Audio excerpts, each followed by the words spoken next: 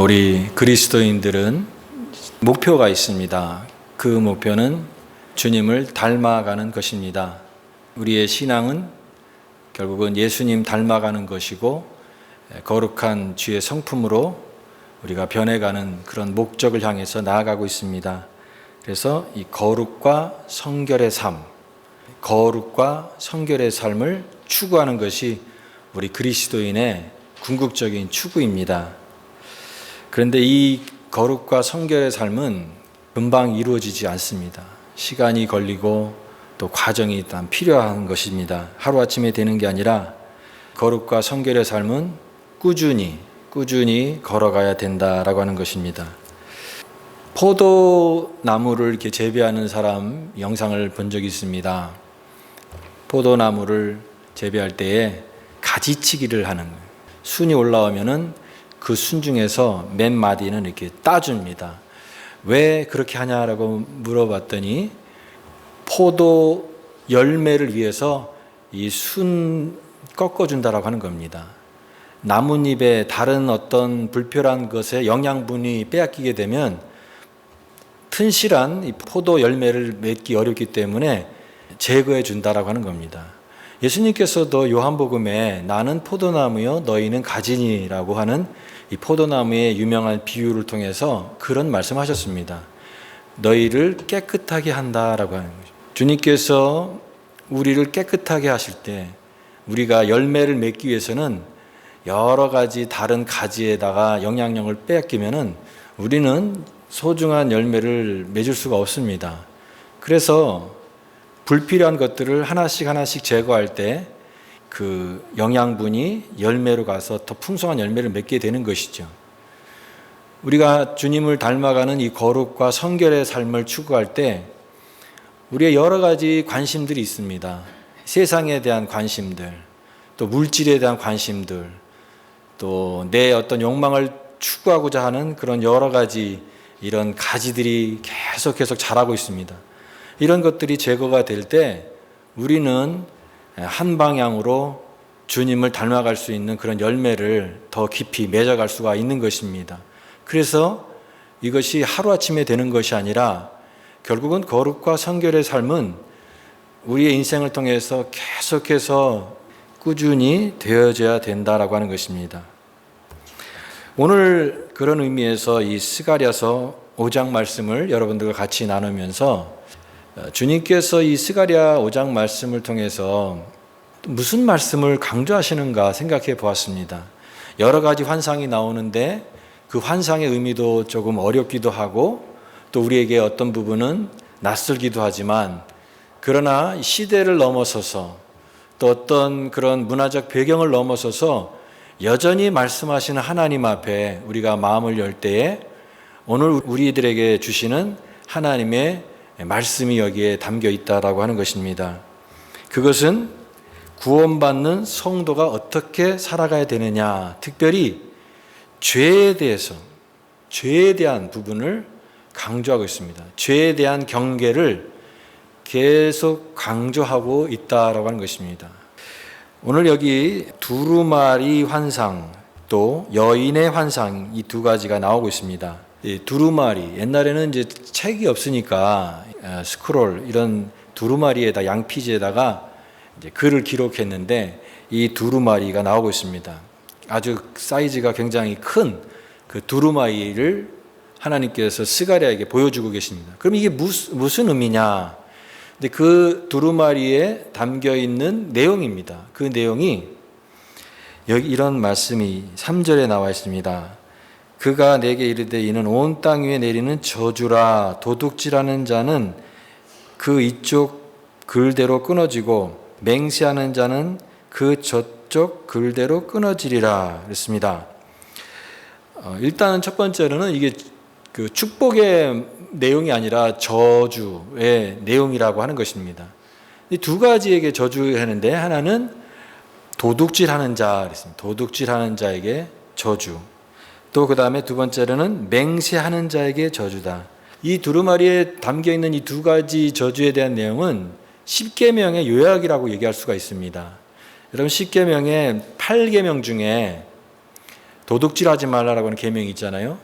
10계명은 1계명부터 4계명까지는 하나님에 관한 계명이고 5계명부터 10번째 마지막 계명까지는 사람과 사람, 이웃과의 관계에서 나오는 하나님의 계명인데 이 8계명, 도둑질하지 말라라고 하는 계명입니다. 인간관계에서 가장 중요시되는 이것을 표현하고 있다면 여기에 거짓 맹세하지 말라라고 하는 것은 세 번째 해당되는 계명입니다. 하나님의 이름을 망령되이 부르는 죄, 하나님의 이름을 망령되이 부르는 것도 그것은 가장 하나님의 이름을 모욕하는 죄다. 그 10계명의 3계명이죠. 그러니까 이 계명이 담겨 있으니까 10계명의 정신을 담아낸 이 말씀이 저주라고 하는 것이죠. 이전에 나와 있던 우리 스가랴서에 나와 있던 다른 환상들은 때로는 이들이 이제 포로에서 돌아온 백성들을 위해서 위로하고 또 격려하고 소망을 주는 그런 메시지도 담겨 있는 내용이라고 한다면 오늘 이 두 환상은 성격이 심판의 성격이 있습니다. 심판 또 저주. 그런데 왜 이렇게 하나님께서 강하게 이렇게 말씀하실까라고 하는 것이죠. 이것은 사실은 저주라기보다는 경고라고 얘기할 수 있습니다. 근데 그 경고가 너무 강하다 보니 강한 경고다 보니까 저주같이 들리는 그런 내용이다라고 얘기할 수가 있습니다. 왜냐하면 하나님의 은혜를 입었지만 여전히 옛 죄악을 행하는 자들을 바라보시면서 다시 죄에 대해서 너희들이 물들면 안 된다라고 하는 이 경고를 주시는 내용입니다. 에베소서 2장 말씀에 보면 2장 11절에 보면 그러므로 생각하라. 너희가 전에는 그런 표현이 있습니다. 그러므로 생각하라. 너희가 전에는 이방인이었다. 하나님의 은혜도 모르고 하나님을 모르고 살아가는 그런 너희들이었다. 그런데 하나님의 은혜로 너희를 구원하셨다. 그러므로 너희는 생각하라 라고 하는 것이죠. 아니 하나님이 우리를 한번 구원해 주셨으면 됐지 뭐 자꾸 옛날 얘기를 하시면서 또 생각하고 또 잊지 말아라고 말씀하시는가. 그것은 왜냐하면 하나님이 우리를 구원한 그 사랑이 그 은혜가 너무 크기 때문에 그 은혜를 다시 또 죄로 그 은혜를 잊어버리고 죄악으로 다시 돌아가는 것이 될까봐 하나님이 그러므로 생각하라 잊지 말아라고 말씀하시는 것이에요. 그러니까 오늘 이 내용도 우리의 믿음이 완성을 이루기까지는 아직까지는 우리가 완성이 된 것이 아닙니다. 저와 여러분들이 거룩과 성결의 삶을 추구하지만 우리가 나는 이제 어느 정도 완성이 됐다. 나는 이제 어느 정도 이런 수준에 올라와 있다라고 자신 있게 얘기할 수 있는 사람이 어디 있겠습니까? 우리는 아직도 진행형이고 주님을 닮아가는 과정 속에 있는 것이지 나는 이제 다 모든 게 다 완전히 구비됐다라고 말할 수 없기 때문에 항상 그런 과정 속에서 끊임없이 죄에 대한 권면을 필요로 하는 존재다라고 하는 것입니다. 구원을 받았고 하나님의 자녀가 됐지만 죄의 유혹에 늘 노출되어 있고 언제든지 또 넘어지기 쉬운 백성들을 볼 때 신경이 쓰일 수밖에 없는 것이죠.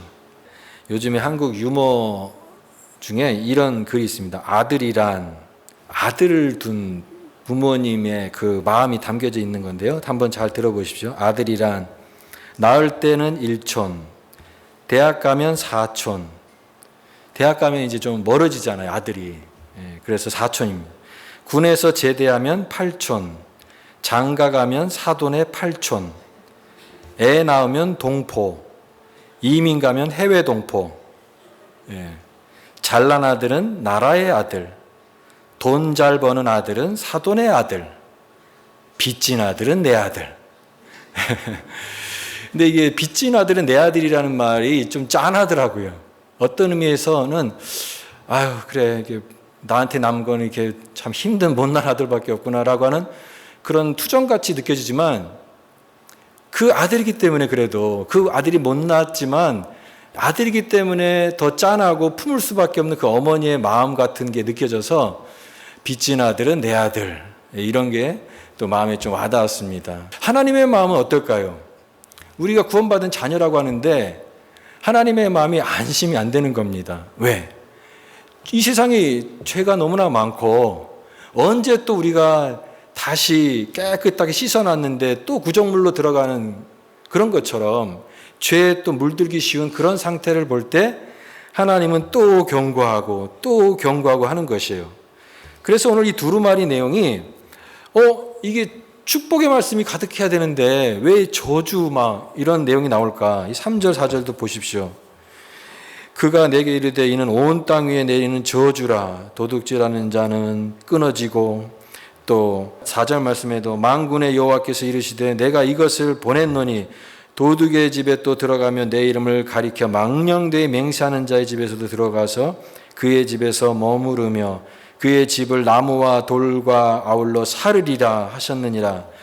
다 살라버리겠다라고 하는 이 표현은 이게 부드럽게 들리는 축복의 말이기보다는 굉장히 경고가 너무 심한 어떤 저주의 그런 말같이 들려지는데, 그래서 은혜가 안 된다 이렇게 생각할 수 있겠지만, 그러나 그만큼 우리를 향한, 하나님의 백성을 향한 그 하나님의 그 마음이 여기에 담겨 있다라고 하는 거예요. 애틋한, 간곡한 권면이라고 하는 거예요. 너희는 이렇게 구원받은 하나님의 백성이기 때문에 이러한 죄에 너희들이 항상 경계하고 또 경계해야 된다. 간곡한 권면과 사랑을 읽을 수 있는 거예요. 그만큼 중요하기 때문에 그렇다고 하는 것입니다. 여러분, 죄는 이와 같이 우리 그리스도인의 삶에 참 중요한 이슈예요. 누구도 죄의 문제로 자유로울 수가 없습니다. 우리가 구원받았지만, 하나님의 자녀가 되었지만 죄는 항상 있는 거예요. 그 죄가 내 마음에도 있고 우리 주변에도 있을 수 있고 우리 가정에도 있을 수 있고 내 주변에 항상 있는 것이 죄라고 하는 것을 우리는 생각 안 할 수가 없습니다. 그런데 이런 작은 죄를 허용하는 것이 문제라고 하는 것입니다. 데살로니가전서 5장 22절 보니까 악은 어떤 모양이라도 버리라 그랬습니다. 우리가 저거는 조금 맛보면 안 될까? 근데 그런 조그만 허용들이 들어와서 우리의 전체 삶의 시스템을 망가뜨리는 것이 될 수 있다고 하는 것입니다. 우리 코로나 바이러스 때 우리가 그런 이 바이러스가 얼마나 무서운지를 깨달았잖아요. 눈에 안 보이는 이 작은 바이러스가 이 공간 안에 딱 들어오게 되면 어떤 기침이라든가 분비물을 통해서도 여러 사람에게 감염이 되면 다 그 질병에 바이러스에 감염될 수 있다고 하는 것입니다. 죄가 똑같습니다. 죄가 똑같아요. 우리 삶 속에 이게 허용된 이 죄의 작은 분말 같은 것들이 들어오게 될 때 우리의 신앙의 시스템을 완전히 망가뜨리는, 무감각하게 하는 그런 심각한 죄의 바이러스가 항상 우리에게 노출되어 있다라고 하는 것이에요. 오늘 하나님께서 이 스가랴에게 보여주시는 환상이 에바 속의 여인입니다. 에바 속의 여인. 오늘 설교 제목이기도 한데 설교 제목만 보면 에바 속의 여인이 이게 무슨 여인인가 궁금하기도 하겠는데요. 이 에바 속의 여인.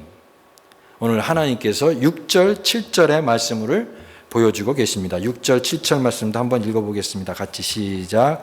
내가 묻되 이것이 무엇이니까 하니 그가 이르되 나오는 이것이 에바니이다 하시고 또 이르시되 온 땅에서 그들의 모양은 이러하니라. 이 에바 가운데는 한 여인이 앉았느니라 하니 그때에 둥근 납 한 조각이 들리더라. 에바 속의 여인인데요. 이 에바는요, 부피를 측정하는 단위입니다. 부피를 측정하는 단위. 또 곡식을 재는 어떤 기구도 표현할 수 있는 말입니다.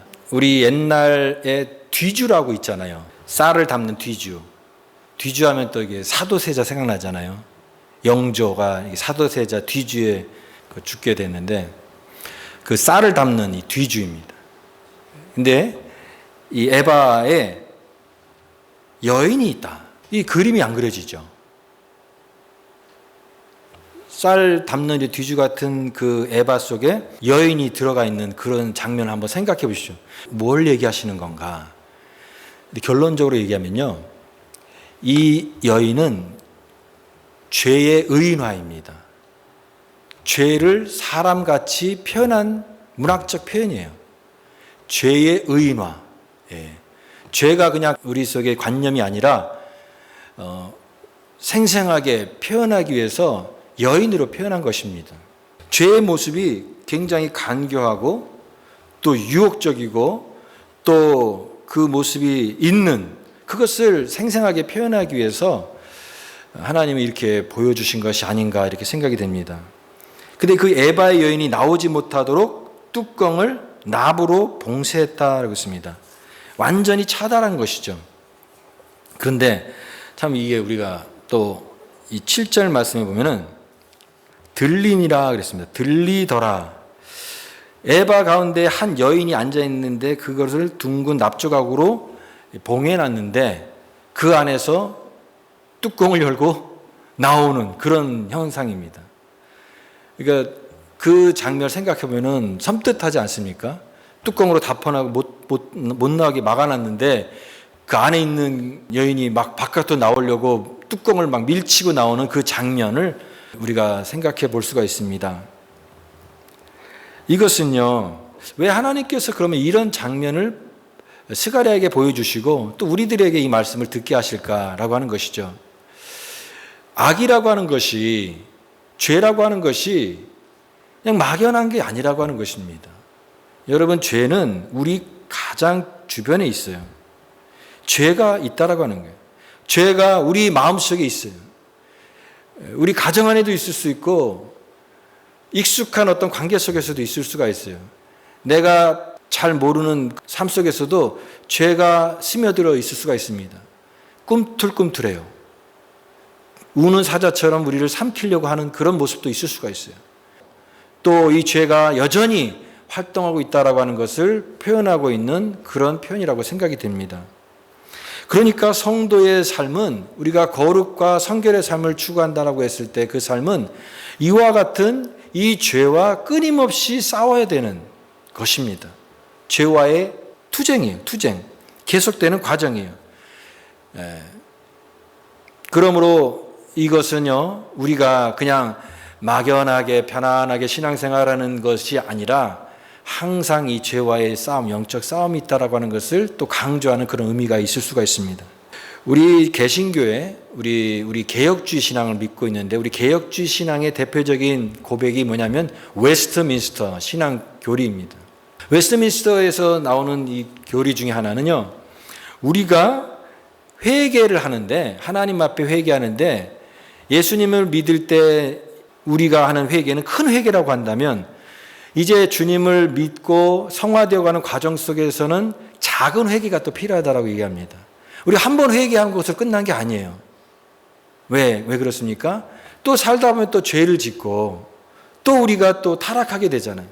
그럴 때 우리가 하나님 앞에 구원받은 백성으로서 회개를 했지만 그러나 내 삶 속에서 나의 모습을 또 하나님 앞에 회개하는 이런 작은 회개들을 통해서 우리는 거룩해져 가고 성화되어져 가는 그런 과정 속에 있다라고 하는 것이 우리의 신앙의 고백이 되는 것입니다. 거듭난 자녀라고 해서 죄를 안 짓는 게 아니에요. 죄를 짓습니다. 근데 하나님께서 그럴 때마다 어떻게 하십니까? 채찍질 하세요. 그래서 하나님의 자녀에게는 채찍질과 징계가 있다고 얘기합니다. 채찍질과 징계가 없는 자녀는 버림받은 자녀라고 했어요. 그러니까 나한테 내가 죄를 짓고 잘못을 할 때마다 하나님의 징계와 채찍을 받는다는 것은 하나님이 나를 사랑하신다라고 하는 또 증거가 될 수 있는 것이죠. 이와 같이 이러한 죄악들이 방치되어지고 회개를 이루지 못한다고 했을 때 이것이 쌓이고 쌓이게 된다는 것입니다. 그 에바 속에 있는 여인이 거기에 그 작은 부피 안에 여인이 가득 담겨 있다라고 하는 것은요, 이런 의미가 있습니다. 한계치를 넘어선다라고 하는 의미입니다. 쌓이고 쌓여서 그 안에 가득한 죄가 담기게 될 때 더 이상 견딜 수 없는 한계점, 임계점을 넘어섰을 때는 하나님의 심판이 주어질 수밖에 없다라고 하는 것이에요. 그 영어 속담 표현 중에 하나가 The last straw breaks camel's back이라고 하는 표현이 있어요. 이 낙타 등어리에 지푸라기 이렇게 올리는데 지푸라기가 무겁지 않잖아요. 그런데 그것도 계속 쌓이다 보면 마지막 더 이상 임계점을 넘어서는 그 하나의 지푸라기가 딱 올려갈 때 그게 이제 더 이상 견딜 수 없어서 이 낙타 허리가 확 부러지는 거죠. The last straw breaks camel's back. 예. 우리의 죄가요, 어떤 죄들은요, 더 이상 계속 쌓여서 더 이상은 이제 한계치 넘어서는 죄가 있어요. 그런 죄가 여러분에게 있을 수가 있고 저에게도 있을 수가 있습니다. 하나님이 그걸 경고하는 거예요. 또 더 이상 가면 안 되는 거예요. 더 이상 차면은 그게 꽉 차게 되면은 딱 터질 수밖에 없는 그 임계점을 향해서 가는 그 죄의 모습들을 보게 하시는 거예요. 그것이 에바의 여인의 환상의 궁극적인 우리를 향한 메시지라고 생각이 됩니다. 그러면 우리가 이런 죄악이 쌓이기 전에 회개함으로써 우리는 이런 것을 씻어내는 거죠. 돌이키는 겁니다. 더 이상 그것이 허용되고 계속 쌓이게 되면 언젠가는 하나님의 심판이 오게 될 텐데 마지막 사인까지 떨어질 때에도 계속 돌이키지 못하다가 소돔과 고모라가 멸망하지 않습니까? 그리고 궁극적으로는 이 세상도 하나님의 마지막 심판 때 결국 왜 멸망하느냐? 사인이 있었어요. 경고가 있고 하나님의 워닝이 있었지만 그것을 무시하고 계속 가되 마지막에 결국은 하나님의 저주가 쌓여서 터질 수밖에 없는 그것을 보여주고 있다라고 생각이 됩니다. 오늘 이 시대의 죄의 문제는 어떤 것이냐면 사람들의 생각이 문제가 있어요. 특별히 저는 이 코로나 이후로 사람들의 어떤 생각들이 조금 많이 이렇게 성경적으로 바뀐 것이 아니라 세상적인 부분을 많이 따라가는 그런 모습이 있다고 생각이 됩니다. 다른 사람들도 다 그렇게 사는데 이 죄에 대한 어떤 둔감성이 있어요, 우리에게. 또 교회를 좀 등한히 하는 그런 것이 있습니다. 요즘에 이제 온라인 예배도 드리고 교회도 이렇게 이 교회 저 교회 다니는 그런 시대가 되어서 그런지 몰라도 교회를 등한히 여겨요. 교회의 신앙을 가볍게 여기고 그냥 업신 여겨도 된다라고 하는 그런 생각들이 사람들의 마음속에 있어요. 이것이 참 무서운 거예요. 요즘 시대는 누가 그렇게 믿나요? 이렇게 얘기합니다. 그런데 그것이 성경에서 나오는 얘기인지 아니면 이 시대의 사조와 풍조를 따라서 그렇게 말하는 것인지 우리는 잘 생각해 볼 필요가 있어요. 그래서 우리가 그냥 다른 사람들이 말하는 거 그대로 그냥 무분별하게 수용하거나 그래서 나도 그런 말을 하고 그런 생각을 한다라고 한다면 그것은 정말 잘못된 길을 가고 있다라고 하는 생각이 돼요. 분명한 것은요, 하나님의 백성은요, 이 기준이 분명히 있어야 되는 것입니다. 세상에 그런 기준을 따를 필요가 없어요. 대다수가 간다 할지라도 그게 진리의 길이 아니면 우리는 노라고 얘기할 수 있는 그런 하나님의 사람, 믿음의 정도로 걸을 수 있는 하나님의 백성의 길을 우직히 걸어갈 수 있어야 된다라고 하는 것입니다. 오늘 하나님의 백성들을 향한 이와 같은 이 메시지는 결국은 정결한 삶을 살기 원하는 하나님의 마음에서 담겨 있는 이 환상이라고 생각이 됩니다. 거룩하게 진실하게 거룩하게 살게 하소서. 나의 백성이 그 악한 길을 떠나 스스로 겸비하고 기도하며 내 얼굴을 구하면 내가 하늘에서 듣고 그 죄를 사하고 그 땅을 고칠지라. 하나님의 백성이 이 세상 가운데 살아갑니다. 근데 우리는 이 세상에 속한 존재가 아니라 하나님 앞에 구별된 거룩한 백성의 그런 삶을 살도록 하나님이 우리를 부르셨다라고 하는 것이죠. 에바 속의 이 여인이 이제 이동을 하게 됩니다. 이동을 하게 되는데 그 여인을 어디로 옮기나이까 그랬더니 11절 말씀입니다. 11절 말씀. 그가 내게 이르되 그들이 시날 땅으로 가서 그것을 위하여 집을 지으려 함이니라. 준공되면 그것이 제 처소에 머물게 되리라 하니라. 에바의 여인을 옮기는데, 천사가 옮기는데 어디로 갑니까? 시날 땅이래요. 여러분, 시날 땅은 바벨론의 옛 이름입니다. 바벨론. 이제 하나님의 백성과 완전히 구별되어 있는 곳으로 완전히 분리되는 것입니다. 이제 죄가 하나님의 백성과 함께 있는 것이 아니라 영원히 단절되고 영원히 분리되어 있는 그것을 보여주고 있는 것이에요. 하나님이 역사의 마지막에 이 죄와 악의를 우리 하나님 백성으로서 완전히 분리시킬 것입니다. 완전히 멸망시킬 것입니다. 그러나 아직까지는 우리는 이 세상 속에서 살고 있습니다. 죄 속에서 노출되어 살고 있는 우리들의 어떤 실존적인 모습입니다. 그러나 오늘 이 말씀을 통하여 하나님은 분명히 말씀하십니다. 너희들은 구별되게 살아라. 이 세상의 죄를 허용하지 말고 정결하게 살아라. 이것을 강조하고 있는 말씀입니다. 여러분, 에바의 뚜껑이 덮인 여인이 나오는 것처럼 여러분에게는 이런 어떤 에바가 있겠습니까? 여러분 안에, 우리 안에 허용하는 그런 죄가 있습니까? 우리 가족이 정말 버려야 돼. 내가 이것만 좀 버리면 하나님 앞에 더 좀 믿음으로 살 텐데 라고 하는 그런 것이 있습니까? 내 마음속에 있는 어떤 그런 죄악된 모습들이 있다고 한다면 하나님 오늘 말씀하십니다. 그것을 끊어내라고 말씀하십니다. 그것을 버려야만 하나님 앞에서 우리가 거룩한 삶, 하나님의 백성다운 삶을 회복할 수 있다고 말씀하십니다. 오늘 내가 버려야 될 옛사람의 모습, 옛 성품에 속한 것들을 결별을 해야 됩니다. 우리의 믿음을 혼돈케 하는 것과 완전히 결별을 할 때 우리는 거룩한 하나님의 백성으로 능력 있게 살 수 있습니다. 우리의 죄의 문제를 해결하기 위해서 예수님께서 십자가에 죽으셨습니다. 십자가의 죽음은 우리의 모든 죄에 대한, 그리고 죄에 대한 대가에 대한 하나님의 모든 해결책이 되었습니다. 이제 우리는 구원받은 자였고 하나님의 거룩한 백성이 되었습니다.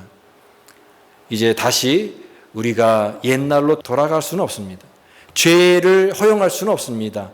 이 세상의 모든 악한 것의 모양을 취할 수는 없습니다.